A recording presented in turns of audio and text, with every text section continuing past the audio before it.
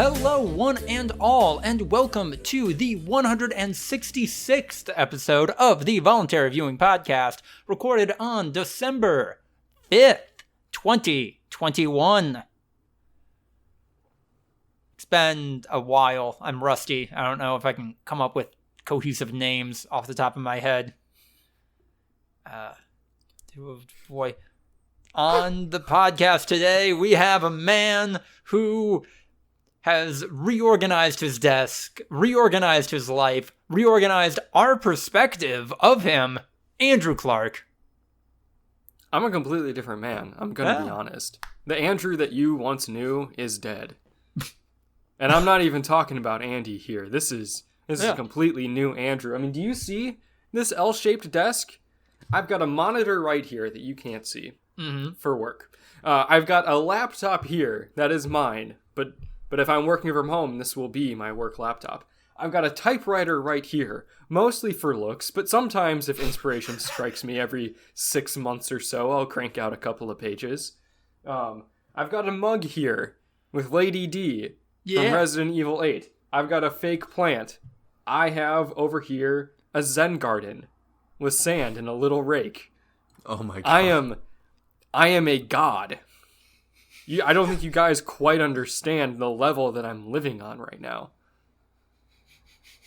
I'm drinking a highball. Get on my level. Out of a mason jar. I'm so eclectic. I'm different, and that makes me the same. Which makes me different.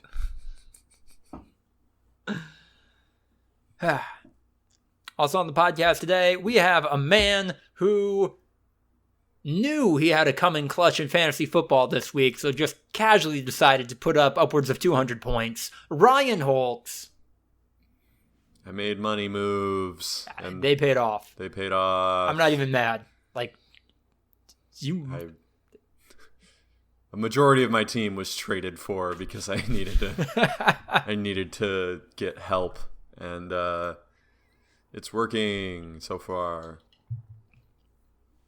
So, I don't know, man. Yeah. My other league is not working out very well right now. That's not beneficial to me, Ryan. Yeah, I'm sorry. The other league's got a much bigger buy-in, but I'm not in any danger of being in last place in my other league because we do overall record instead of a tournament style. So even if I miss, I think I'll be fine. But sad. Oh well. Andrew's not doing me any favors. I need him to win. Hey, I'm trying. Ironically, if I wouldn't have traded you Alexander Madison and I would have started him over Mark Ingram, I think I would win this game. Yeah, but that's not ironic because I needed him. No, you didn't need him. I think you would have won even without him, wouldn't you? Yeah, but who would I have plugged in? That's true. Fucking Ramondre Stevenson.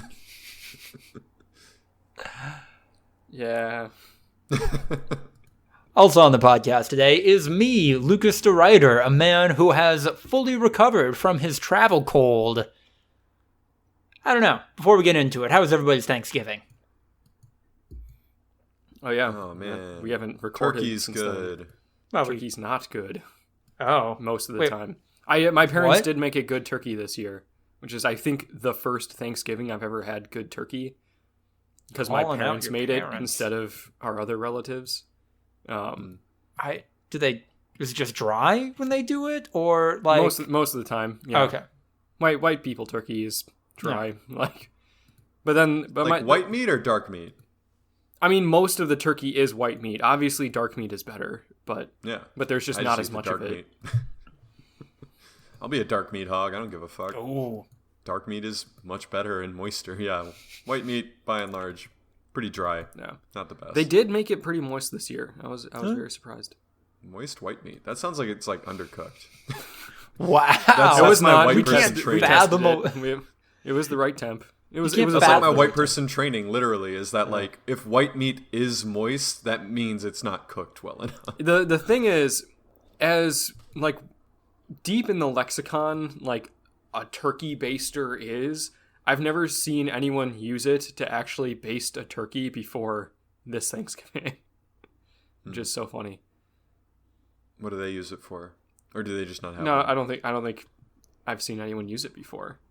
It's like, you suck up the turkey juice and just spray it on top of the turkey again and just keep it moist. Yeah. Don't have to just smother it in gravy so that it's edible. Oh. My parents don't make very good gravy, though. I will say that. Ooh, shots. Just putting like sausage gravy on a... Oh, turkey. what? No, you can... Yeah. No. No. I'm not saying they did that. I'm saying that would be a better alternative. I like sausage gravy. Come on. Yeah, it's good. Sausage. It's salty. Things, yeah. Yeah. Yeah, it's definitely salty. I had a good Thanksgiving. It was great seeing my folks. Maybe you guys don't get this so much, but like as the oldest sibling, oldest cousin, every time I go home, it's like everybody else is, compared to me, at least, in like a relatively similar position to when I saw them last year. And so then I like immediately go to, oh my God, am I different? Have I changed since I was 18 living at my parents'? What am I doing with my life? Who am I? A little bit of Lucas. After all the changes that he's endured, is he still Lucas? A little bit. Like spending a week in my childhood bedroom that is largely unchanged. I don't know, messes with you a little bit. Maybe You've changed a lot, Lucas. Oh. I guarantee it. Yay. I mean, yay or nay. Yeah. That's what happens, man. I have a better haircut now, at least. There's that. There you go. Yeah. Isn't it every 8 years, every cell in your body's been replaced, pretty much? I think it's more frequent than that. I think it's like 4 or 5. There you go. So, yeah. Literally, you've changed. You have literally ship of Theseus at least once, maybe 1.8 times. Ooh. It's fair. Oh boy, I'm trying.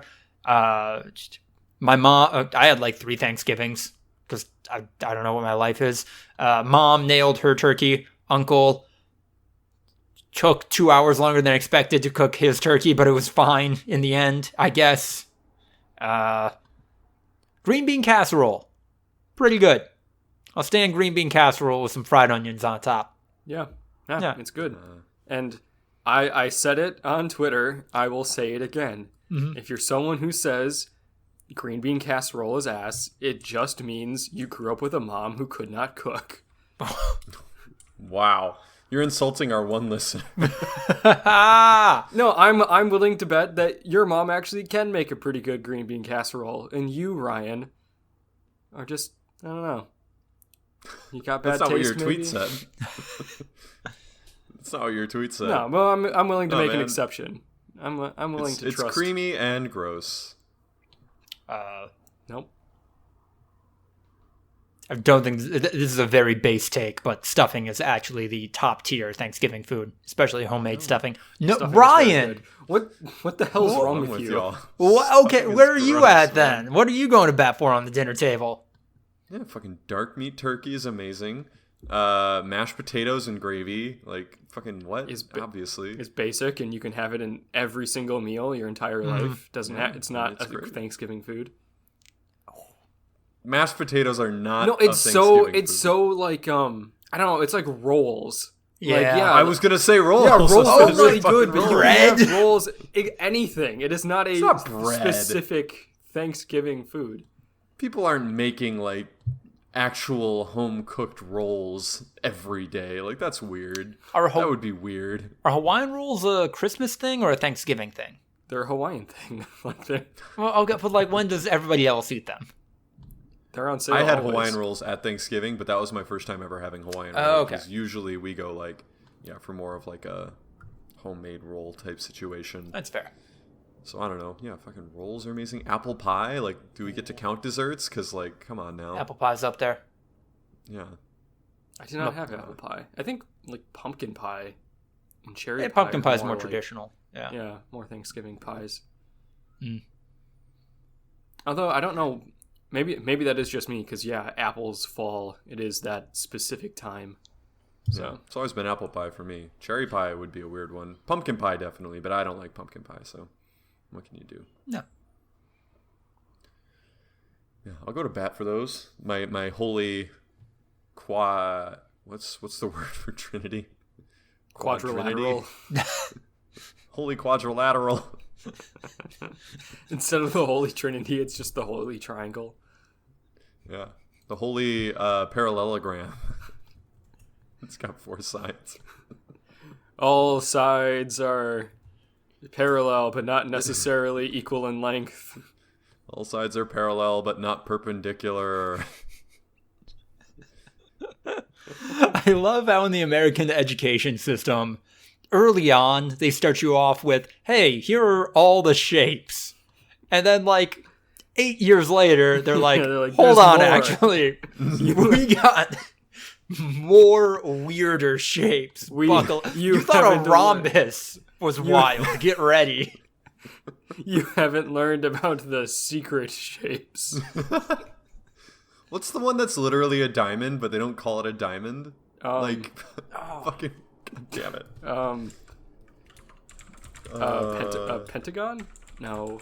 No, it's got 4 sides. Oh, it is a rhombus. Yeah, rhombus. Oh, okay, rhombus. There you go. Rhombus, which is a made-up word if I've ever heard one. It sounds like a Dr. Seuss word. Fucking rhombus. Yeah. Then they're just like, oh yeah, the whole purpose of calculus is to determine the area of different shapes. And it's like, what? This is literally, I'm in fucking Alice in Wonderland. You're just saying random shit. Okay, rhombus comes from a Greek word rhombos, which means something that spins. I guess it kind of looks like a top a little bit, but damn. It's got pointy sides. I don't know, man. Fuck shapes, fuck trig. Fuck calculus. No. Yeah, fuck trigonometry. Trigonometry.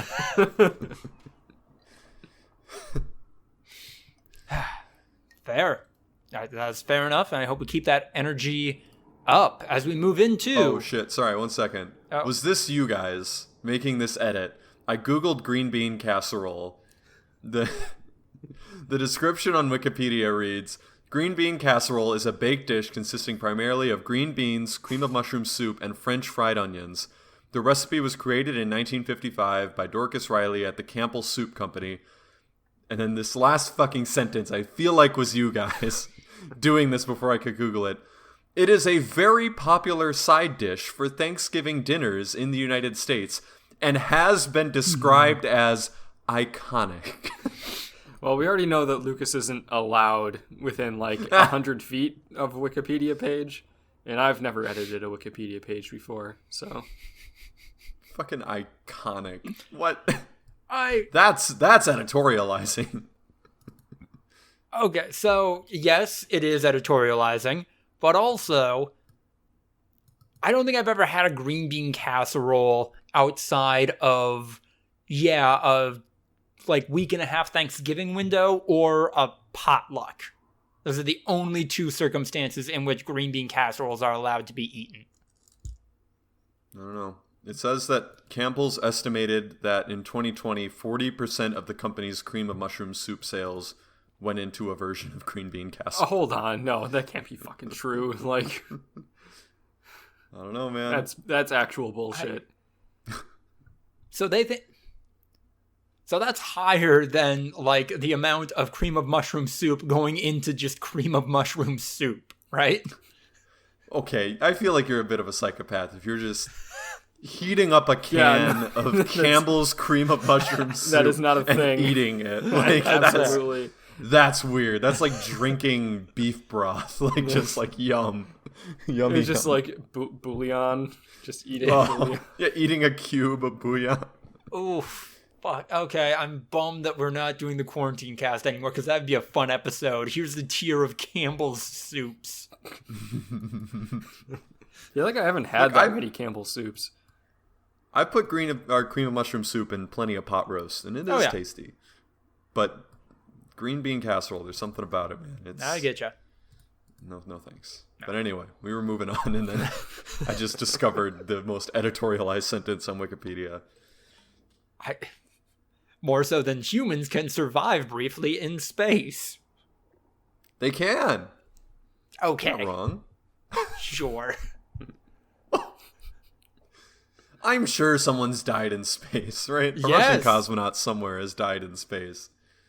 And they took data and they were like, oh, look, he made it 3 seconds. Now again, I don't think anyone has actually died from exposure to space. I think it's probably just been, like a catastrophic failure and they exploded.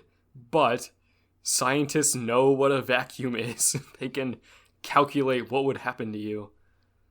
I think a Russian was EVAing at some point and probably died. And half of the cosmonaut deaths have been scrubbed from the record.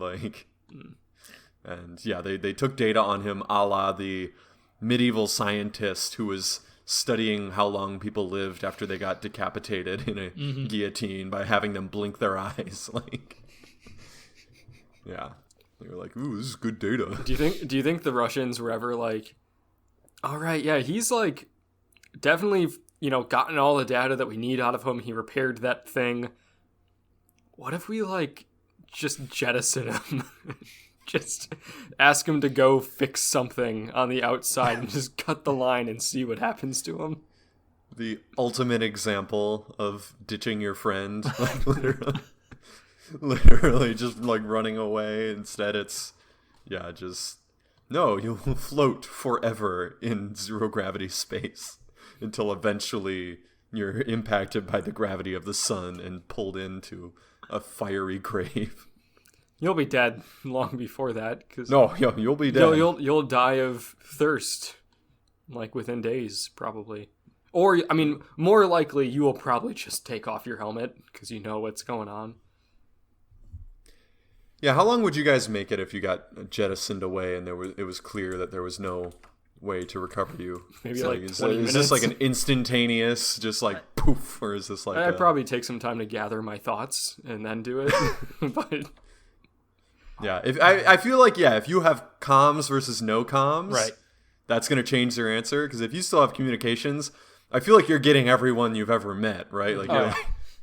Hey, Jackie boy from 8th grade, you know what? We had some good times, didn't we? As you're just floating, just random ass people. All right, that you guys, can talk I'm to. gonna take a nap. Do you want to ring me in 6 hours? Yeah, we can start this shit back up. How much got a couple more days. is strapped to you? I don't know. I mean, how much you got? I don't know what the standard is. Was it a few hours? Okay, comms riding this thing out until that goes dead. Otherwise, I don't know. Till, start getting lightheaded from lack of oxygen. Then I'm doing helmet off. Yeah, take my time. Never discount, what if aliens find me? Hopefully. Yeah. The only people officially to die in space are 3 cosmonauts in the Soyuz 11 disaster. But it was on re-entry, so it wasn't even in 0 Gs. Oh. So they came back to Earth. So there are no official human bodies floating around in space. It doesn't sound like it. Yeah. Outwardly, there was no damage whatsoever. The recovery crew knocked on it, expecting them to come out, and they just didn't. Yeah. So they just hit a little harder, or what? They suffocated. Oh. A faulty valve seal burst open when it separated from the module in space. And then, a vacuum of space sucked out all the air, and they suffocated. This all really makes me want to pivot to JoJo's Bizarre Adventure, but I can't do that yet, because first we have to talk about News of the Week! Activision Blizzard is forming a workplace responsibility committee to hold everyone at the company, besides Bobby Kotick, responsible for their actions. This was announced at 1 a.m. Pacific time. Yeah, that's prime time, baby. Yeah. That's when you can get it out there. This just goes to show that the damage control people at Activision Blizzard are literally working around the clock. that they're probably not seeing their families or going home. They're sleeping at the office, taking like a couple of naps, and then getting back to, okay, fuck, we got 300 more of these sexual like assault and harassment cases to get through before the deadline. We really need to bump up this damage control. Yeah, start all those slandering some victims. All those allegations of crunch that we hand waved away, like, so this is what that's like. Except for it's like the board of directors, so yeah, no, they're putting in like 5-hour weeks. Like, that's as hard as a board of directors has worked in months. Like, literally, I'm slaving away, man. I gotta fly in on my private jet. I gotta get whisked away in a black car to offices in downtown Manhattan, where I'm just like playing games on my phone the whole time, and then sit at a table and elect the only 2 women on the board of directors to kind of handle the whole thing. That's great. And also apparently fire a bunch of QA testers, which is news that emerged recently that I didn't have time to get into the doc. So, yeah. Battlefield 2042 has proven that the consumer is the QA tester. Yeah. Mm-hmm. Who needs QA? I can just institute a patch 2 weeks later that fixes things that the purchasers indicate as a problem. You just have to fire the head of your studio and bring on some guy from Respawn and say that you're taking this in a whole new direction. It's going to create a whole Battlefield universe. Beta stage, like. Yeah. Sooner or later, you stop supporting Battlefield 2042 just like you did with Battlefield 5 and move on to the next game, which you hype up in insane amounts.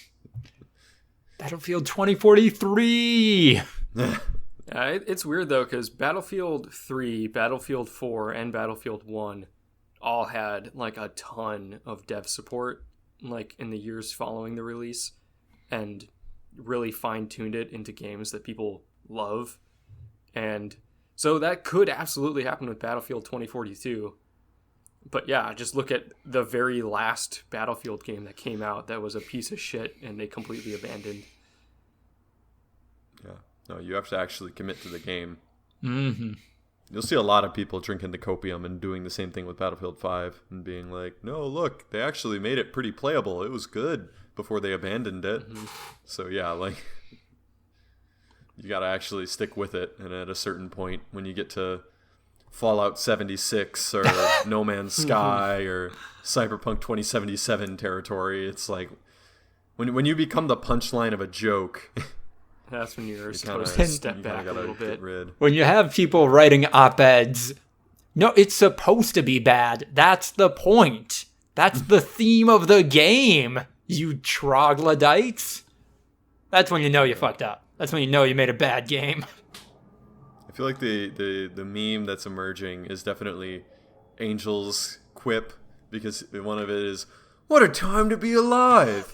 And like you reading like all the press materials of like, in 2040 there was a massive like solar flare that knocked out all communication, like price of oil skyrocketed, like people found themselves unable to get like everyday goods, and estimated 100,000 people died, and just like, what a time to be alive! Like, he's just super cheering.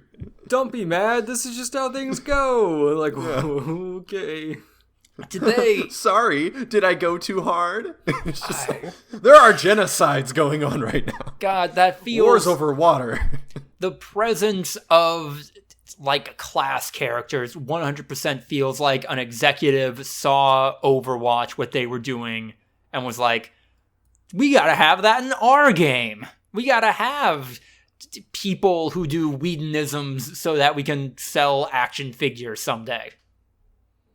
Can you imagine buying a fucking, like, a Boris action figure? A fucking what's the dude who looks like Michael K. Williams? Irish.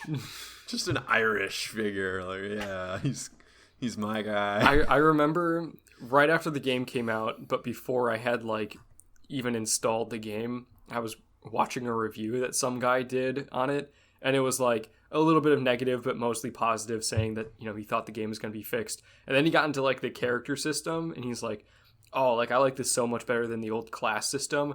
Like, you really like feel the personality of these characters coming out. I really like playing as this guy named Irish. He's a black guy with shields. Really cool. Just that was the whole description. That's his personality that he loves black so guy much. with He's got shields. Yeah. Who's the one who's like black Dozer? He's like Black Noir in the just Battlefield universe. always He's got a mask mask. on. You can't even see him. His voice is muffled, like when he's talking. He's like, It's like he's talking to us. I've seen people on the subreddit talking about how they like to play as him because he can't make out what he's saying. They don't. Playing on mute. God, it's so poorly conceived and then even executed to an even worse degree. Ugh. I don't think it was ever going to be good, man. Like, No. it's weird. It doesn't work with the kind Call of of game. Duty does operators, but they're way deep background, and it gives you the option to play as like Milsim if you want. You could play as like, Right. you know, whatever random character that you think looks cool. You don't have to go along with it. Ugh. But I guess that's because they don't have special abilities. They're just people. So it's in the background, whether you want it or not. Yeah. No, I think they saw Apex is mine. Yeah, that's where they're just like, whoa, Apex. And it goes into my theory that this was meant to be a battle royale, and they bailed somewhere along the line in development. And then we're like, ooh, wait, we had an Apex clone. Now this is weird. They added Rush. Oh, what? Yeah. Yeah, like You wanna actual play some Rush. after I'm this. down for some Rush tonight. Shit. Yeah, fuck it. Hell I yeah. played one match of Rush a couple days ago on like actual 2042. Not good. And like the match wasn't good. Like that was the only one I had time to play. Right. I just fucking- did really poorly. No, I think people like it. Okay. God, Yeah, but if that's not a testament to what state this Battlefield game came out in, they added Rush 3 weeks after launch. yeah. I feel like that's the one game mode that is Battlefields. Yes. Like that's that hasn't. I mean, Breakthrough I feel like is somewhat newish, but like it's not an older Battlefield game mode. Right. Like Rush that's a Battlefield game mode. If someone were to make a clone of Rush, it would be like, oh, they're just copying Rush. Whereas like Conquest, they're just copying every shooter ever, control a few areas, and Oh wow, this game is ripping off Overwatch. This game is ripping off Halo. I don't know Halo well This enough game to is say if that mode's this in there. Battlefield game is ripping off Battlefield. Yeah. What do you think are the game modes that can't be like removed from every shooter? 'Cause, I feel like Halo would be something like, I don't know, fucking Capture the Flag. I think is the one that, even though they didn't invent Capture the Flag, I feel like so no, that's what I'm saying. Oh, Like, okay, it has to. What's a game mode that is so entrenched in the fandom, but also like they came up with? Well, there's not they that had that many. one where you had to hold the ball. What's that one? I don't know. That's a thing in Halo. Yeah. Call of Duty. I would say like Search and Destroy, but then I played CS. And Yeah, I'm like, oh no. Search and Destroy is mean, just it's the exact same CS:GO, but Yeah. Call of Duty is, to me at least, it's team deathmatch. yeah, but Like, they that's the didn't Call of invent Duty mode. deathmatch. And like I know that's in everything, but also that's the Call of Duty mode. I don't think so. No? Okay. No. I don't think many people, like a lot of people play Team Deathmatch. I don't know how to, without sounding weird, like the Yogi Berra, nobody goes there anymore. It's too crowded. Like it's the. I get you, don't yeah. know. Team Deathmatch amongst Call of Duty fans is not a very popular game mode, even fair. though it is, the one with the most players. Oh. Well, don't say that too loudly in front of Jeff Keighley, who is saying that the Game Awards are not going to basically take sides in the Activision Blizzard situation. The same man who's like, Konami is wrong for not letting Kojima come to our show. Yeah. A little bit of a double standard there, Jeff. Yeah, Jeff. What are you doing, Jeff? He looks like Duncan Robinson. Who? Okay. The shooting guard, the backup shooting guard on the Heat, who's known for hitting 3-pointers and has a podcast. He does look like Duncan Robinson. Holy shit. That was my first thought when I saw him. I don't know why, but dead ringer for Duncan Robinson. Damn. Speaking of gaming. Random white NBA players, do you see that shit about Enes Kanter?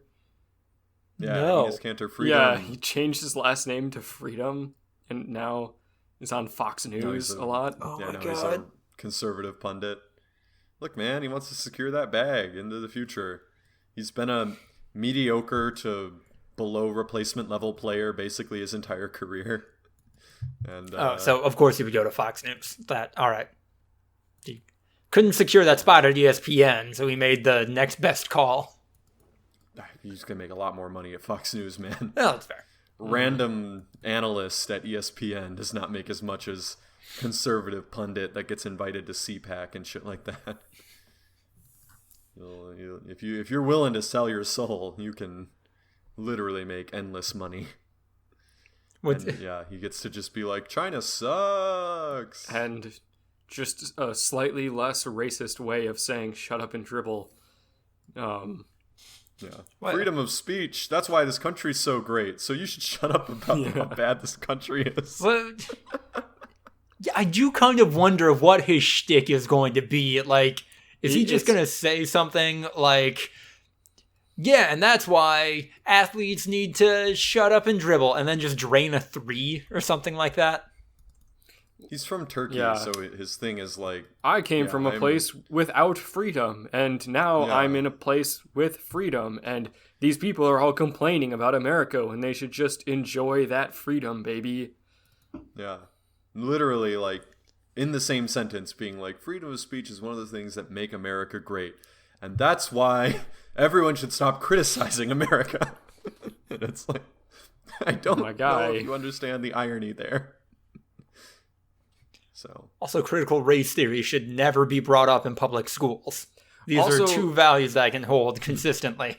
Also, like, something I just literally thought of now, like, he was on Tucker Carlson talking about, like, yeah, man, I was in Turkey. That place fucking sucks. Like, there's no freedom. They're killing people that speak out about shit. And Tucker Carlson's like, yeah, like, America's so much better. Tucker Carlson frequently goes to Turkey and speaks with Erdogan, and it is talking about how, like, Turkey is a good example of, like, a country that's not giving in to the woke mob and, like, standing up for itself and shit, and how fascism's actually good and Erdogan is doing a good job stopping those people, and you know who those people are, and that kind of shit. So, gotta take a side there. Ryan, I know you know from the Theorem Molding podcast, but Andrew, did you hear that Dr. Oz is running for governor in, like, New Hampshire? Pennsylvania, yeah. Pennsylvania. Yeah, just randomly. Yeah. Of course he is. He's running as a Republican, right? Or is he an independent? Oh, absolutely. Yeah, 100%. Okay. Yeah. And clearly, like... Anti-vax. Yeah, dog whistling. Mm-hmm. All that stuff. I'm a doctor. So don't take the vaccine. I'm a doctor. The worst thing about COVID is that it limited our freedom. Yeah. Mimit us. That was the best bit from Fear and Molding when Hassan Piker was literally like pronouncing his name properly, and like we don't even have a character for it in English. Like the way his last name is spelled. Like this dude, the minute that white people realize that he's Turkish and from a different country and not at all one of them, might be some problems. So, yeah. Are we talking about Jeff Keighley? The moment has passed. I think we're talking about Spider-Man now. Spider-Man! Across the Spider-Verse. You see this shit? I did. Part 1, baby. That means there's going to be at least a part 2. Hooray! Maybe more. There could be 5 parts for all I fucking care. I mean, when you think about how big the Spider-Verse is, you can pack a lot of parts into there. Just get all the live-action Spider-Man. I mean, that's kind of what they're doing with the live-action Spider-Man now, so yeah. There was a part of me that almost wondered for like a split second if cartoon Miles Morales would appear in No Way Home, since they're apparently bringing in all the other Spider-Men. Mm-hmm. Yeah, they're bringing in the recent live-action ones. Mm-hmm. What was the first live-action Spider-Man, though? There was a TV show back in, like, the 80s or the 90s, and I only know that because I saw something a couple days ago about how the actor that played him was mad that he wasn't invited to be in the movie. No, I was going to say. I think the first live-action Spider-Man might be the Japanese TV show. Yeah. That'd be interesting. For this one, yeah, they say the earliest television film is Spider-Man, a 1977 American made-for-television superhero film that aired on CBS. So there you go. Huh. Served as the pilot for The Amazing Spider-Man. And wait, when did this happen? 77. Okay. Yeah. Nicholas Hammond. I'm guessing that's the guy who should have been. Oh, he was Friedrich von Trapp in The Sound of Music. Oh, shit. That's a dude. Friedrich. He's a dude. He's 70. Oh, I missed it by a year. The Spider-Man Tonkatsu series came out in 1978. America. We beat him to the punch. Yeah. God, this dude somehow looks both older and younger than Tobey Maguire. Like when he was doing Peter Parker. Because that's like one of the things that people like, I feel like, about the most recent one is that he's young. He's actually young. Yeah, right. I don't know how old this guy is. I know. Really this dude could be 30 or 15. I don't. He could be much older. This is a guy who looks like he could be in his mid-40s or just getting his driver's license. 100% depends on the angle and lighting. Yeah. I sent one of him in his spider suit too, and it's mildly disturbing. Oh my god, I hate it. The reflective eyes. Yeah. Shit. You can tell he's got a bit of a gut too. Like it's so 70s. It's so 70s. Not like in that he's like fat, like me. Right. Like if I put on a skin tight Spider-Man suit, that's what I would look like. It's not flattering, but like the 70s, that shit flew. Modern times, that's the bit. Like that's literally the joke is when he looks like that in just his a suit. Fucking guy. Just any guy on the street in a Spider-Man costume. This is what they took from us. We should go back. Yeah, we need to go back. Yeah. All right. And then into the other category, the person who had the second Omicron COVID variant case in the U.S. attended the Anime NYC convention, further validating my opinion that anime will be the end of us all. You're not going to find any arguments here. No. Yeah. I see no lies. I don't.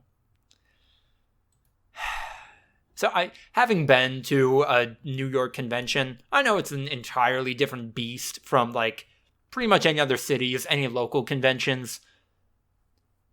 The thought of traveling to that, though, as a hobbyist is, I don't know. I don't get it. Like, I know people who are big into the con circuit, but that feels like a local thing to me.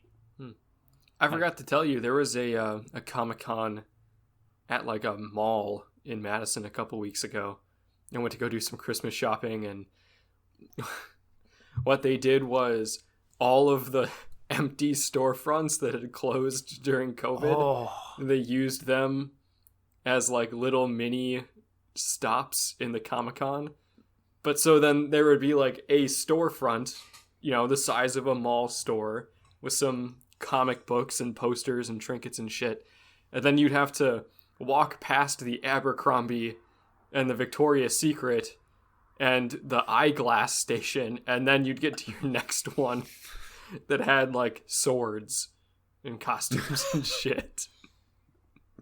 I thought it was so funny. And there was a dude walking up and down with a megaphone. And this is at like 10:30 in the morning. At 11 o'clock, we'll be having a Mario Kart tournament.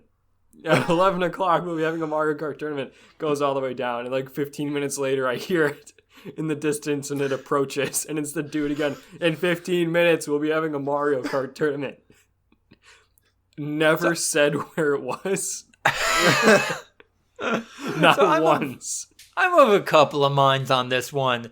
On the one hand, that's a little sad. That's a little sad that, like, this failing mall, maybe we can pivot to a convention space, which, you know what? On some level, that is, like, intuitive. That is them, like, maybe we can make this work here. Maybe we can make it fit, but it's... Oh, no, that is a bummer. Also, now, Andrew, the idea that you attended a Comic-Con I did not. has significantly raised my expectations for what my Christmas gift is going to be this year. I did not attend a Comic-Con. I was in a place and there was a Comic-Con all around me. The Comic-Con happened to me. I did not attend it. I mean, it's kind of a free Comic-Con, right? Like, I feel like absolutely. Usually there's entrance fees. It did not appear that there were any entrance fees. Just, I mean, if you can walk in and go to a store, then you're allowed to just walk around the convention. Yeah, like, I mean, I didn't go check anything out. I doubt there would be someone at the end of like, oh yeah, and you got to show your wristband to purchase this thing. I'm sure they wouldn't have done anything like that. No, it's money. Yeah. They're not going to turn money away. Yeah, no, I don't know, man. That's yikes. Yeah, it was odd. That's a yikes. Yeah, I'm in the same boat as Lucas. Like, I saw it, I'm like, oh, good for them for like trying to make the most out of this and utilizing a space that doesn't have anything going for it right now. But then it was like, oh yeah, that is really fucking sad. No. I like to picture the guy was not involved in the convention. Like he just wanted friends. Like he was gonna take people in his car. Oh, like his 96 Honda Civic and just drive a few blocks over to his apartment and do a Mario Kart tournament. I imagine it was just gonna be like he brought his 2 Nintendo Switches and a couple of like old TVs, and they were gonna put them in the middle of the spot in the mall that has all the couches where the old men sit while their wives shop, and just has it there. I think is him and his life partner, who they've been non-exclusive for like 7 years, and both of them are like semi hoping that someone's down to fuck in the group that's gonna be coming over. Oh man, you're really good at Mario Kart. Haha, like we should hang out sometime. Maybe you can teach me how to be better at Mario Kart. By the way, this is my life partner. We're not exclusive, but we do like your vibe. I mean, maybe you can teach both of us how to be better at Mario Kart. Would you like a glass of wine? Oh no. Would you like a glass of sangria? Oh, that we picked up at the fucking... Yeah, that is Shrek. It's limited edition. Busting out the good stuff for you. Wait, the wine is Shrek, or there's a Shrek figurine?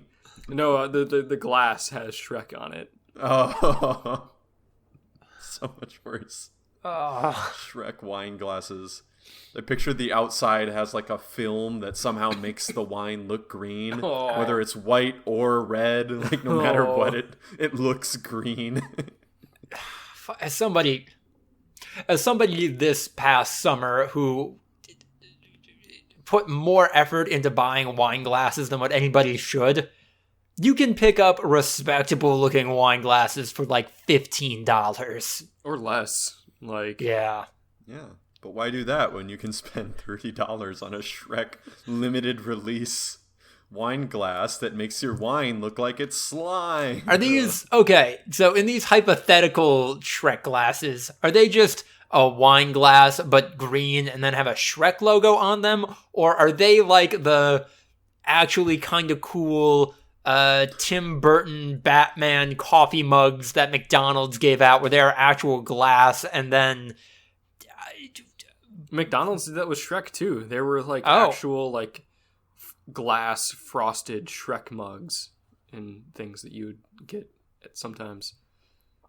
I thought you were gonna ask if there'd be like Shrek ears coming out the side of the glass. Fuck. Wait, not ears, like That the too. antenna? Shrek has antenna, right? I think those are ears. Oh. Those are his ears, yeah. They're just pointy. He pulls out earwax and then makes it into a candle. Be weird to pull earwax out of your antenna. Those are more like antenna than ears, I think. I mean, they are ears, definitely. That's what they ears, are. Yeah. Also, I've never seen that on ogres before. They invented that. What? You could say that about snails too, though, like in their eyes. Like, oh, they're more like antenna than eyes. Yeah. But, Their just eyes. because they look weird. They're that organ. They do that function. And then sometimes when they get taken over by a zombie virus, the eyes go like all crazy. Yeah. So that they get eaten. Talking about snails, not Shrek. Yeah. No, this happens to Shrek too. It's really sad. Oh. Shrek, just a fully sentient being. Losing his mind and making his his ears look like worms so that a hawk will eat him. Yeah. I have no idea. Eat Shrek, a 400-pound swamp monster. No, it's really slow. It's really fucked up. Oh. Nature's fucking metal. I have no idea if this is true or not, but I heard recently that there are more parasitic organisms on Earth than there are non-parasitic. I don't know what like the opposite of parasitic is. I mean, normal, I guess. Are you talking about like number of living things or number of species or like weight by like mass I'm not pounds entirely sure. Okay. I think it was something to the effect of, yeah, parasitic species outnumber non-parasitic at a rate of like 4-1. It's not even close. Yeah. Well, most parasites, are like microscopic and like insects, and you could have like dozens of parasites on one healthy, like, alpha organism? I don't know what. Yeah, I agree. I don't know what the term is. Just normal. For... Yeah. Which is kind of fucked because the parasites are the most common. Yeah. Host organism, I imagine. Ones. Yeah. Host, yeah. I mean, look, we eat meat. Yeah. We're kind of... Nah. We're almost worse than parasites. I mean... Parasites' goal is to keep their host alive. Right. If they lose everything if their host dies. We're doing the opposite. So in a weird way, we're kind of worse. Like... Hey, Mark, we're your parasites. You got to get your shit together, bud. Okay. Dude, can you please drink some water, my guy? For the love of God, drink some fucking water. This is the 4th time this week you've had McDonald's breakfast. Like, look, man, this is an intervention. You can go down to the pharmacy, get a multivitamin. Come on. Like, it's not that hard. We get it. Samantha leaving was tough for all of us. But come on, man. It's been a month. You gotta get it together and move on. Yeah. I mean, our gut flora is... Yes. Basically meets the definition of a parasite. And, yeah, like, there have been a lot of studies into how much our gut flora, like, actually impacts our psychology and the way we think. So, yeah, like, our gut flora is probably impacted by, like, major life events like Samantha leaving. All the bacteria in our digestive system that helps us is probably like, oh man, that fucking sucks. Like, get back out there, man. One of the procreate, spread some parasites, man. There's plenty of fish in the sea that you can fucking spread us to. Like, boy, I'm sorry. We're non-sentient parasites. Language is difficult for us. We don't mean for you to literally go fuck some fish. Unless they're like similar enough to the human, like, yeah, like no, a couple of us could like... definitely spread to some fish. So we're not gonna judge. Rest of us, the rest of us looking for more like human, but we're good. We'll figure it out. I mean, come on, Mark. Our goal is like 80% aligned, but at the end of the day, like, we're gonna shoot for that 20% that's beneficial only to us. Okay? You know what this relationship is. You can't expect us to go outside of act against our self-interest. Come on, man. And that's the utils. And that's why Samantha left, if we're being honest, You didn't really expect her to stay with your bum ass. She knew that she was the only thing keeping you together, and she didn't want that put on her, and you proved her right. You proved that without her, you're just some guy that eats McDonald's 4 or 5 times a week and does not drink water, which, again, please, dude, water. I digress. Let's get back to the main point here. You are going to die in approximately 2 to 5 years. Please. Okay, I think we've exhausted this bit. Let's go to the other call and the meme corner.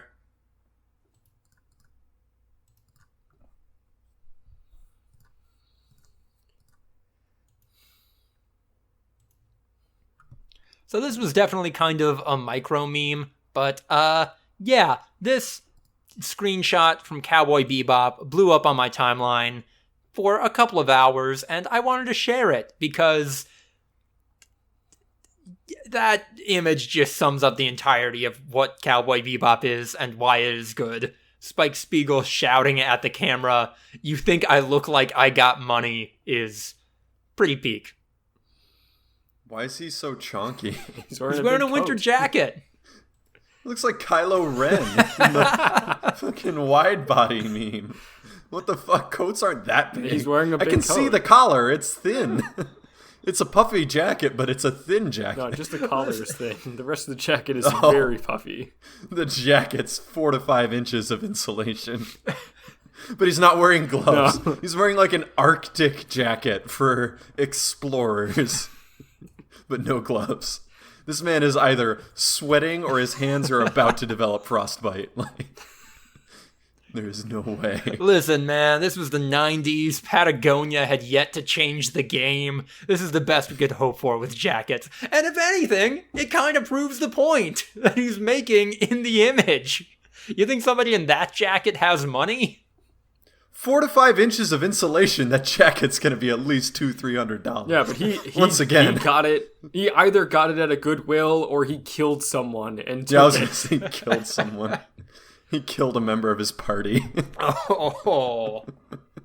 His jacket wasn't cutting it, and it became clear early on that it was him or the other guy. Yeah, so I appreciated that. The bus meme has blown up in a way I did not expect, though. Have you guys seen that? Yeah, the bus meme's weird because now the bus meme is basically just the Drake posting good thing on one side and bad thing on the other. And like the bus meme was originally like things that make you like ways to be happy and ways to be sad, but like absurdist. Like, yeah, I remember like in the early days, the bus meme was the guy on the right had a couple of beers before work, and the guy on the left did not have a couple of beers before work. I like how you say back in the early days. Yeah, like 10 days ago. A week ago. Yeah. And now it is just, good thing versus bad thing.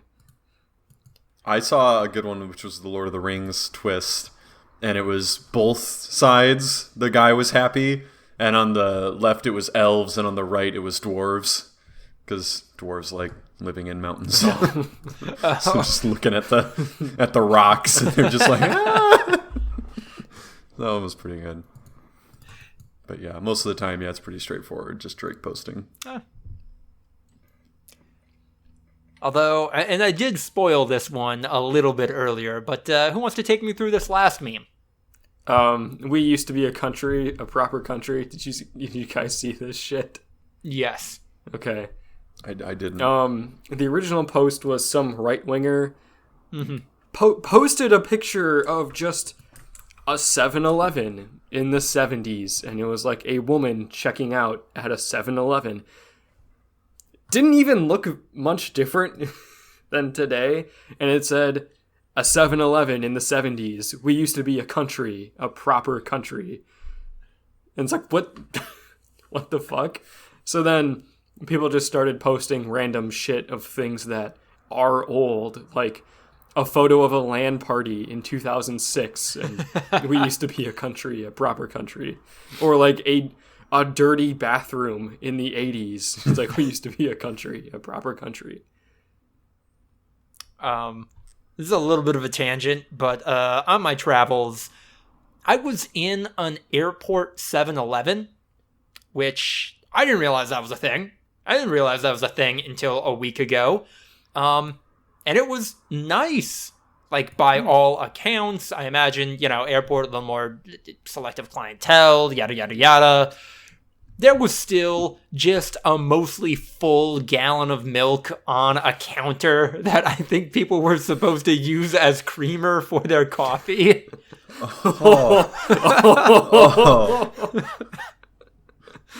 Unrefrigerated? It was just like 2% milk? Yes, exactly. A gallon of it. Holy shit. Which... That's so bad. They sell creamer at 7-Eleven. Yeah. You can buy bottles of creamer. Like, and I understand, like, most places like that do have creamer out, and I think it's supposed to be the understanding that either this is shelf-stable in an individual packet of creamer, or this is being switched out every, 2 or 3 hours because, people go through it quickly. But when it's a fucking gallon, that doesn't get used quickly. And also, it's just milk. Yeah, I was going to say, unless you just want mostly milk as your coffee. You take your milk with a bit of coffee. Yeah. It's just, what do? You put a splash of milk in your coffee and, a whole thing of sugar? That's ridiculous. I think this image would haunt me less if it were a quart of milk or less than any amount less than a gallon. Yeah, well, part of it is then it gets used quicker and gets switched out to not room temperature milk.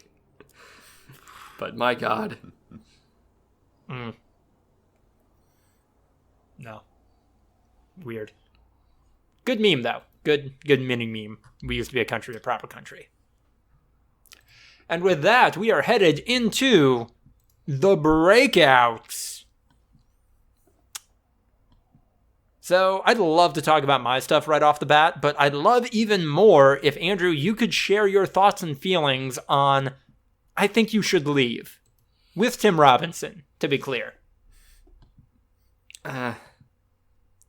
Oh no! So, wow. I watched all 6 episodes of season 2, and before that, I accidentally watched the first 3 episodes of season 1, because my Netflix app was super weird, and I thought I clicked on season 2, and I didn't. So I watched the first 3 episodes of season 1, and then watched all of season 2, and I really feel like there's one good bit per episode, maybe. There were some episodes where I feel like there were no good bits. And it's one of those shows where I think looking back on it, there was funnier stuff than when you were watching it. So you can joke about it afterwards and quote stuff and it's funny. Yes. But even then, I feel like most of the sketches were just utter nonsense, which is the point. I understand that is the point. I don't think it's funny. When most of the jokes were just a guy flailing his arms around, going poopy pie, mudslide, and I'm like, that's. I get it. It makes you chuckle because it's ridiculous, but I don't think it's funny. And that's, so you're telling me, Andrew, these types of words are exactly what got Coffin Flop and Corn Cob TV pulled off DirecTV. Yeah, exactly. That was the one good bit from that episode. I've been waiting ages for a hit on Corn Cob TV. Andrew. The executives at DirecTV think I'm just some dumb hick. They told me that at a dinner. If you would have made 2 episodes of I Think You Should Leave consisting of all of the good bits from the first 2 seasons, I would have absolutely been sold. But then it would have been followed up by 4 episodes of absolute garbage. No, then it would have been 3 hours long because it would have been every single sketch. No. So, Andrew, you're telling me that if I were to say something to the effect of, I don't know, Miranda, I'm worried the baby thinks people can't change. No, that is the good bit from that episode. The sloppy steaks bit is really funny. And I'm not gonna lie, the courtroom text message reading where they just describe the office making fun of his hat and the shit that goes on in that meeting, that is really funny. That is so fucking funny.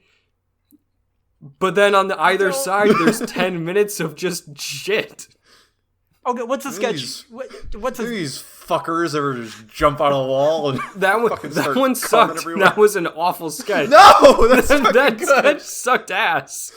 I will fucking defend that shit to the end of the world.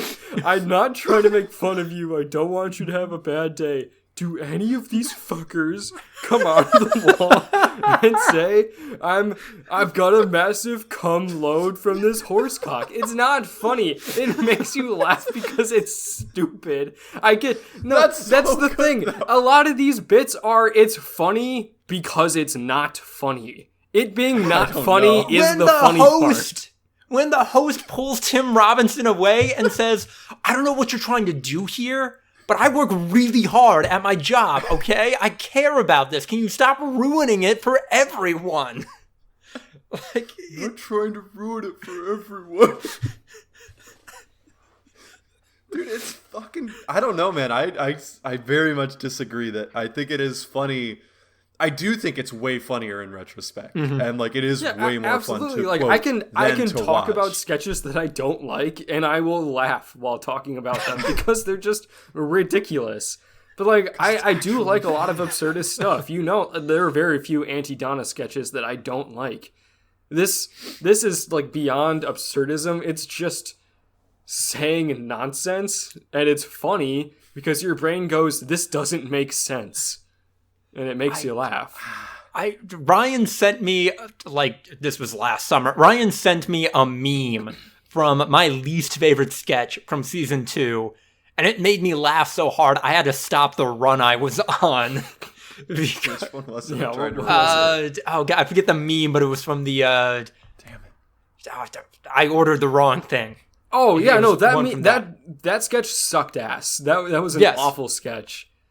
I ordered it was like the college professor and just your burger looks really good, and then he just takes it and I'm gonna eat the whole thing, and then goes into a thing about how I'm a little boy and I'm scared and my wife's gonna go to jail because the little boy goes down on her, and that's stupid. You're laughing, yeah, because it's ridiculous. Yes, that's comedy. Ridiculous and funny are not the same thing. They can both make you laugh, but ridiculous is not necessarily funny. It's a perfect blend. Is it? Let's see. Do we have? It is on your top 10s list. I've watched 7 shows this year total. You don't think it would make your top 10 I don't. list? If I had watched more shows, bad? I don't. The thing is, I've got a lot of things on here that I'm going to have on my list, and I will say I do not want them on final list because, I think you should leave. I mean, obviously it's going to make it because you guys like it a lot. I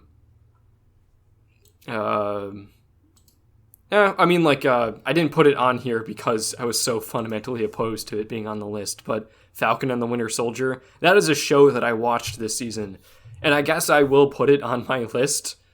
At the very bottom, so but it does not belong on the list. This is going to be a weird one, but speaking of stuff that people were going to fight to have on the top 10s list this year, I watched the entire opening arc, first 12 episodes, first season, I guess, of JoJo's Bizarre Adventure, Stone Ocean, over the course of 8 hours, and that was a really good way for me to spend my Wednesday. No regrets whatsoever. You watched 8 hours on a Wednesday? So it's like... What? No. I mean, week, 2 Only weeks, 6. 3, a month. So, I'll say this before you get into actually talking about the thing. Okay. 50% of my Twitter is JoJo's Bizarre Adventure stuff now because I follow you, Lucas. Yeah. And just you're the only reason that is appearing at all on my Twitter, much less half of my Twitter being JoJo stuff.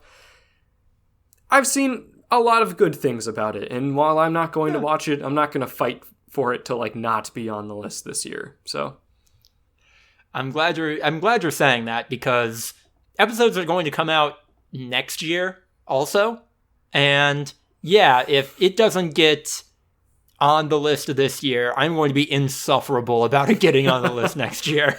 He's holding us hostage. A little bit. Look, man, TV is the one thing I care about, man. There's like one show that I think doesn't need to be on the list in my top 10. It's gonna be fucking tight. Yeah, but Stone Ocean is maybe the wildest part of JoJo's Bizarre Adventure, just because it is a lot of, it's like the entire baggage of the franchise, like, coming together and then to a close spectacularly, like, not term, like, yes, in terms of both quality, but then also in just, like, this all has to blow up and then we move past it with the next part, because this cannot keep going on in perpetuity. And yeah, it is fun. It is wild. This JoJo, Jolene Cujo, is fantastic. I watched the English dub. She is voiced by Kira Buckland, who I think I might have got into JoJo's Bizarre Adventure originally because I saw her posting about it. And yeah, she is fantastic in the role. They can say swears now in this show, because it's on Netflix, which is phenomenal. And also, this is taking place in a prison, so it would be kind of weird if these characters couldn't swear. The whole story takes place in a prison? 90% of it, yeah. Okay.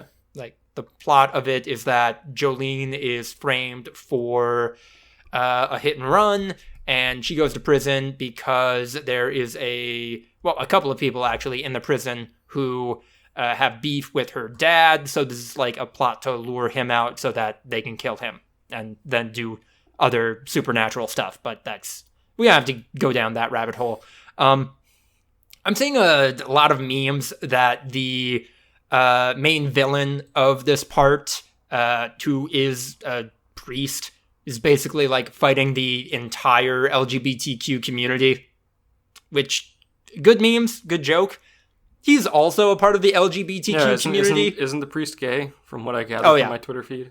Yeah. At the very least, bi. He and Dio had a thing. He hooked up with that sexy vampire. Wait, Dio's in this? I thought there were no character carryovers from, like, arc to arc. There are some. Like, they're not the main characters, but they're in it. No, Dio is super dead. Okay. He might briefly come back to life as a baby, but it's kind of vague. Gotcha. Yeah. Also, this anime is partially produced and licensed by Warner Bros., so they changed a Mickey Mouse reference that's in the original manga to a Bugs Bunny reference, and you know what? It's fair. Good. Bugs Bunny's better than Mickey Mouse. Oh, by a mile. If we're talking about cartoon mascots, Bugs Bunny kicks the shit out of Mickey Mouse. I don't think I could describe Mickey Mouse's personality like at all, but his personality comes through more in the YouTube parodies where he's like, where Goofy's about to be a whistleblower and he ends up killing him. His personality is more shown in those sketches because he is the representation of just like neutral evil, like corporate greed. Like he has no positive qualities, so all the negative qualities that are associated with the company he represents get foisted upon him. I guess Mickey Mouse is kind of a fuck up. Like in the Mickey Mouse media I can think of, like that's the thing that happens to him. Like Fantasia? Yeah, Fantasia. Don't things go wrong in Steamboat Willie because of him or something like that? Fucking no. Nah. I always thought Donald Duck was more of a fuck up and Mickey Mouse was like the everyman. Yeah, he's just the normal working class dude who's trying to do a nice thing for Minnie But bad things keep happening, and he has to fix them. Woo. I mean, maybe I'm cynical, but I feel like Goofy is more of an everyman. Goofy's the Patrick. Goofy's a fuck up. Yeah. Goofy's the Ali. Oh. This YouTube parody is coming together. Ali was never like shown in Squid Game as being like stupid or like fucking up. What?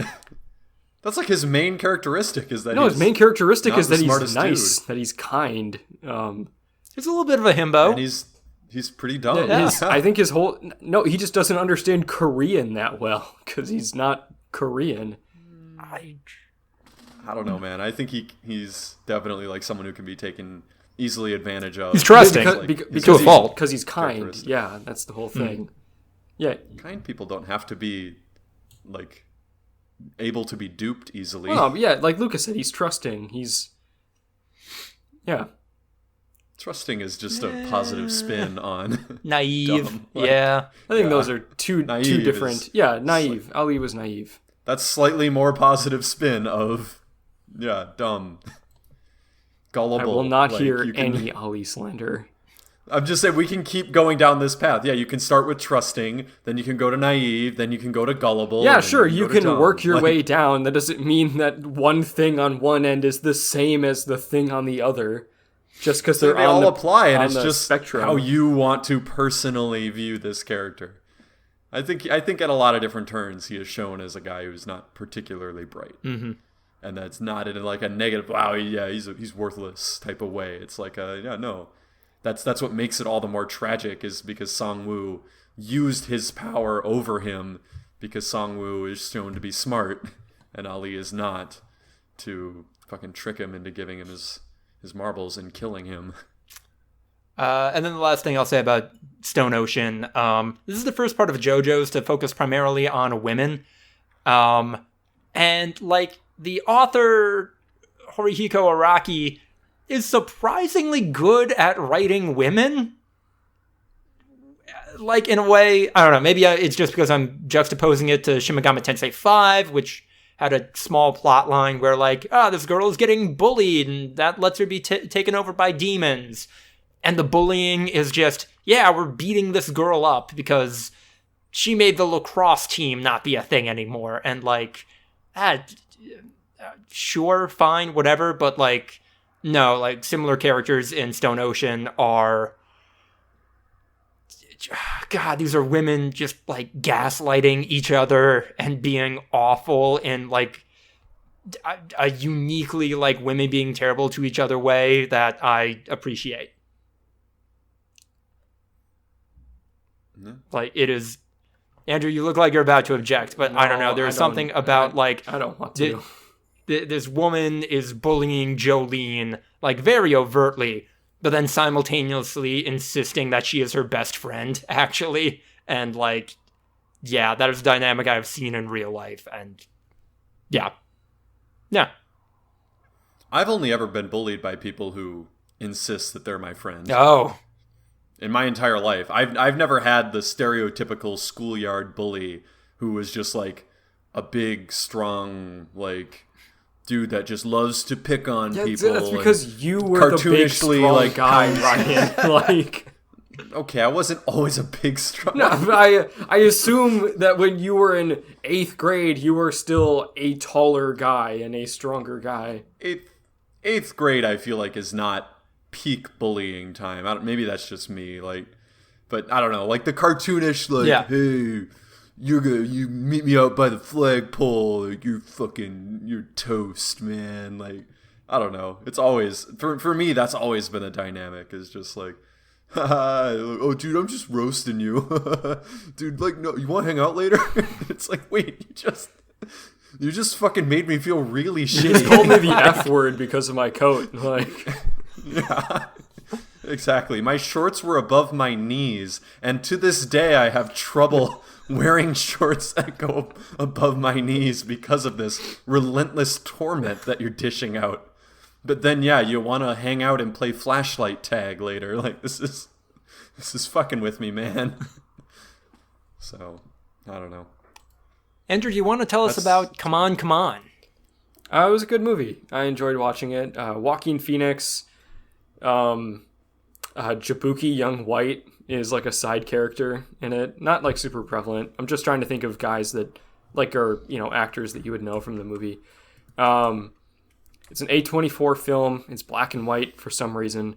And it's Joaquin Phoenix playing a journalist who is in the middle of a project interviewing children across the country, like doing like a piece on like how children perceive the world, and is kind of saddled with taking care of his 9-year-old nephew while his sister takes care of her ex-husband who's going through a mental health crisis and checking him into a hospital. So just trying to help the kid cope with that while also figuring out what the fuck it means to be a little kid and how that relates to like the world and stuff. And it's just a really touching movie.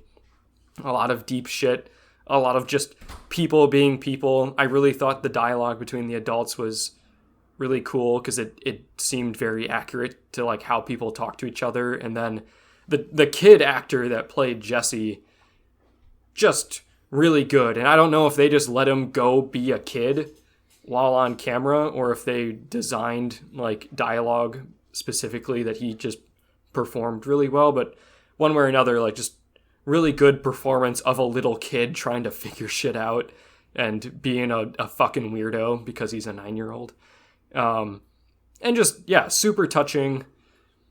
Kind of the movie like that would make you feel like crying even if nothing sad was happening. Just random people talking about shit and being like, fuck, I feel really emotional right now.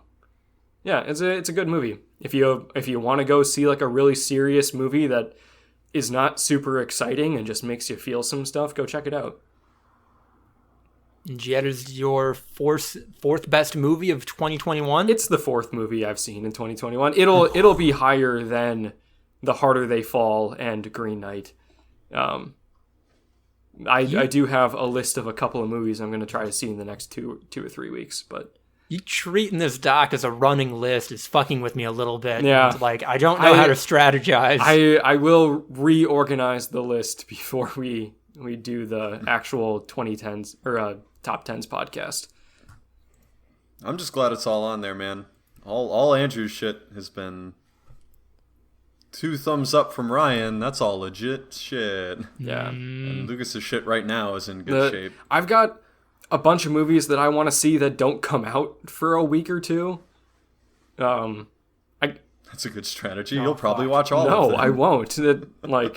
I'm just gonna try to make a big effort of going to see them, and sometimes it'll be like, yeah, after work I'm going to the movies. So we'll see. I want to see Macbeth. That comes out Christmas Day. I don't know when we're gonna actually record the podcast, so it may not qualify. The 28th to the 31st, somewhere in there. Okay. I want to see Red Rocket. That comes out in like a week. I don't know if I'm going to be able to find it anywhere, but I want to see Flea. It's like an animated documentary that looks really, really cool. It's out right now, technically, but I can't find it in any theaters. So I may have a hard time. Andrew desperately trying to watch things that released in this year is the best form of content consumption, Andrew. Like, if you just did this all year long, you'd have so This is much stressful, shit. though. I don't feel good. I'm really stressed out. Like, I watched all of I Think You Should Leave with Tim Robinson this weekend, and I didn't like it. I didn't have a good time. It's not a lot. It's very little content. A very digestible show. I know, but it becomes the only thing that I'm doing. What else are you doing? I don't know. I thought about this the other day. I don't know how I'm spending my time because I'm clearly not playing a bunch of video games or watching a bunch of movies or seeing a bunch of TV shows, and I'm not fucking making anything. The season of I Think You Should Leave is like an hour and a half. No, it was like, not. It's one movie. It's not all you're doing. I don't know, man. The thing that I am just about only doing, though, is playing Shin Megami Tensei 5. I just killed the Demon King who was kind of a bummer. And now there are 3 dominant factions in the game. There are the angels, like literal Christian angels, which are basically demons. Like exactly demons, actually, but like they're aligned with God and are all about peace and order, so long as they're on the tippy top of that social order. I really gotta cut in. Like, I know you got some stuff to say, but I don't know if you've seen this meme where it's SpongeBob and it's Squidward taking the order, where the guy orders the fucking whatever. It's like, we serve food here, and then it's like, oh, or like, how original, and feeling bold today, aren't we? It's fiction writers. What if the angels were the bad guys?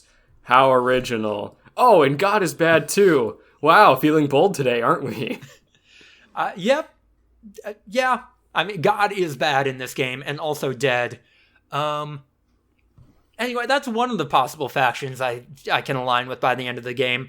The other faction is the demons, which are also bad, but like in the way that like people are bad, but like they're kind of more honest about it. They're libertarians. Hold on a second. We'll get to the libertarians in this game. They're the demons, and they're all about like, yeah, we are into like chaos. We just want to live for ourselves individually. We'll like join up with you. We'll fight for you, but like you got to give us money and like stuff and trinkets and valuables. But yeah, otherwise we're about chaos. Fuck the angels. You know what we're doing. And then there are the humans, which you thought they were cool. You thought they were the ones you want to go with. But then the most powerful human in the game is just like, no, yeah, I'm a libertarian. I'm like a borderline race realist or some dumb shit where, yeah, no, you should only be able to live if you're strong enough. If you can't kill a demon, you deserve to die. And yeah, all the options I'm staring down right now, they're bad. They're not great. And every opportunity that the game takes to make them seem better, like, hey, there's this kid who doesn't have a lot of confidence. His parents are basically getting a divorce. So, like, the idea of the angels and, like, the direction that they provide in life, that seems pretty cool to him. But also that character sucks, and him being down with them doesn't make me down with them anymore. So, yeah, I don't know. I'm enjoying it. The combat is just drugs to me, but I don't know. I don't know what's going on with this narrative. Not jabbing with it super well. No.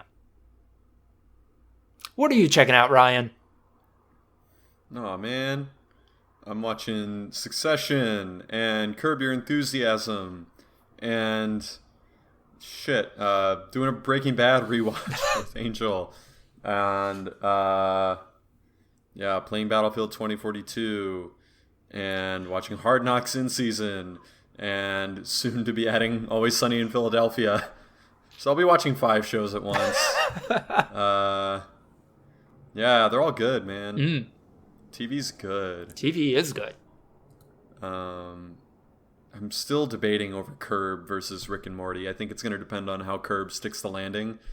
And then Always Sunny can always come in and knock Rick and Morty off the list. But I am curious if I'm going to go strategy on it, if I need to leave Rick and Morty on there, because you guys are both going to want Rick and Morty on there, and I need the points. I don't know. We'll figure it out. What's going on in this season of Curb? Are they trying to be topical, or... I don't think Curb is a topical most of the time. There was one episode where he would wear a Trump hat because it made people leave him alone. But yeah, by and large... Wasn't it like 3 years ago, though? I think it was last season before this one. Okay. There was a neo-Nazi who had a Klan robe that Larry spilled coffee on, and then Larry had to get it, fixed. Yeah. Or he had to get it cleaned, so he brought it to his dry cleaner, who's Jewish, who then lost it, obviously. And then he had his friend's wife, who is also Jewish, just sew him a new one. And then, she ended up, putting, I think, a Star of David on it. And then he got his ass kicked, the neo-Nazi.